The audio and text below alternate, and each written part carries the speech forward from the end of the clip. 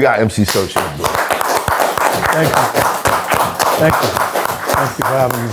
Thank you. You know, I always look for interesting ways to start off these episodes. And when you gonna give Nas back his shit, man? You gonna give him back his shit, man? Is that how we're gonna start this? That's how we're gonna start. So here's the truth. Right. The truth is, first things first. Mm-hmm. I sold my share, which is 2%. 2%. That's all it was. 2%. I'm the executive producer of Illmatic and It Was Written. Right. My share is 2%. 2%. That's it. I'm entitled to sell my share. Right. I offered it back to Nas, Right. but Nas gets it back in 7 years anyway. So he was like, oh, go get your money. 2%. And I don't own Nas's publishing. Never did. So when Jay-Z said He was fucking with him. I know who I paid Searchlight Publishing. So here's the truth about that story. Right. I was the head of promotion, CHR promotion at Def Jam. Right. We're about to put out Reasonable Doubt.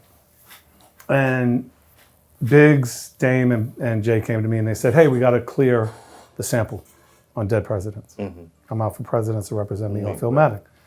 So I said, yeah, that's not a problem. Give me a check for $2,500 and I'll clear it. It's not a problem. They were like, that was it? Yeah, I said, that's it. Went to Zombo. I saw the president, Richard Blackstone. I said, hey, this is what we're going to take. I said, but we'll take 50% of the publishing. So Nas owns, yeah.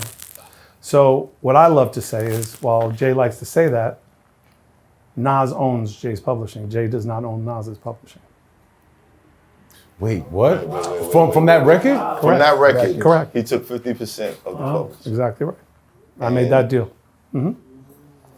Wait a second. So when Jay dropped Reasonable Doubt again in 2005, right? That was 2005 when he did the thing at Any Radio printing City? of any any printing that says Dead President, Nas owns 50% of that song. And I own none of it. I administer. So what I do is, being the administrator, Right. is I just sign and approve it. And for that I get 5%. Yeah, I don't own anything. One-time fee or Yeah, I was- No, for life. for life? 5%. But I just, yeah. Okay, up until you sold, as in, I'm sure there's a lot of artists, there's a lot of aspiring label owners, there's a lot of people who want to be in the music industry. They want to understand the worth of the business as well as how the business works. Yeah. What was that 2% worth? It was a nice check. But it was also a check that I ate off of for 27 years. So here's if you want to get deep in the weeds on this, because here's what I honestly believe. Right. People don't want to really understand the business. They just want to make money in the business. Right. They don't really want to understand the business. Right. That's a fact. They just want to make money. Right. But if you really want to understand the business, artists receive their rights back after 35 years. It's called the 35-year rule. Right. So the original recordings revert back to the artist that recorded the artist. So for example, Third Base will receive all of the Cactus album and Derelicts on December 1st of this year. I will own all of my original recordings. Well, is there a re-release, a Of course, celebration? all of that. Because Def Jam hasn't released the record in 2.5 decades, and I have never seen a royalty check ever from Def Jam. Ever. Ever. Wow. Never. I got a check when I signed, and when I did Derelicts, I got another check, and that was it. So I will make whatever I make on the records that I will now own. Mm-hmm. Same thing for Nas. So Nas will have all of his rights revert back to him on Illmatic and It Was Written in 7 and 9 years. Right. So my share is 2%. That's it. Right. It's never been more. It's never been less. But what was that 2% worth? It was worth a lot of money. It fluctuates with the album, what the album does. So the album does about, but between It Was Written and Illmatic, it does a couple of 100 million streams a year. So if you can equate what 100 million streams is worth, then you get the 2% of that. yeah. Depending. But the thing is, it's not so much what is it worth, right? Mm-hmm. It's the true value of what it gave me, right? So it gave me and my family a great deal of freedom. It gave me and my family a reason that I didn't have to chase anything, right? When I had ebbs and flows in my personal life, I didn't have to worry about a check every month because it came in, right. you know? Right. And most importantly, and this is to me the most important thing, whether I'm giving Nas his shit back or not, Right. is I made Nas a millionaire the first week his album came out because I made sure all of his legal was done properly. He never had a sample clearance issue. He never had a rights issue. He never had to sell his publishing. He never had to do anything except make music. Right. I took care of all the business. And that first week that album did 165,000 albums, he was a millionaire. And he never looked back.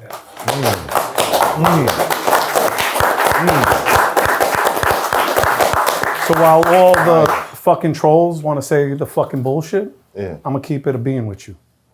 That's awesome. Is the J line the only reason why people think you're a shiesty businessman? It's like, No, I think the overarching ilk of how executives treated black artists before me give the misnomer that I'm a shiesty businessman. before, during, and after. But that wasn't me. You actually, now, here's where I'll stop the cap. On the Cactus album, you were actually warning about the evils of executives in a couple of your records. You did a whole video to, you get a box of Nikes and Puma sweats. Like you box of Newports and Puma. You were talking about how people would get done dirty. Yeah. Right. I mean, I was raised around a lot of 5%ers. A lot of my friends who were named Julius became Lord Duquan. A lot of my friends who were Thomas became understanding mathematics. So I was, even more than going to synagogue, I was going to MECC on 125th Street. And it was very clear to me when I was coming up, before there was a culture or before there was a business, that I was allowed to watch, but I couldn't participate. That this was black music, a black art form, and it wasn't for me. So I had to prove myself. Right. So I wrote rhymes every day, and then I started battling. You battled a Yeah. lot. Battled a lot. Yeah. Yo, he challenged me. Yeah. Challenged me. Oh, yeah. What happened? He did. When was that? How did that Last come week. about? I told That was you. last week. It was last week. Last week. Yeah. Oh, last week. I was thinking it was like 1998 or some shit. Oh, no. It wasn't when he was in his prime. No, it wasn't that. No. No, I haven't You reached felt my like you had a prime, shot actually. against you now. I write rhymes every day. I just put out a record last week. Yeah. I just put out a record. I write rhymes. I write 4 or 5 bars every day. Every day. MC. Every day. I write rhymes every day. I owe this culture everything. I tell anyone that ever meets me, if it wasn't because of this, because of this thing that we got, the only time you would meet me is with your lady coming into Nordstrom, and I'd be like, "Dude, she want a 7 or 8 in brown or black." I'd be a salesman. Right. So everything I have, I owe to hip hop. I owe it everything. Do you feel like you was more informal with music as far as informing the artists, or do you feel like you was more informal with business? Yes. I don't think it's one or Business? the other. Yeah. I think it's both. Okay. Well, I think, because there's, as the great Prophet Mill says, there's levels to this shit. It's hot for trapper turn smack rapper.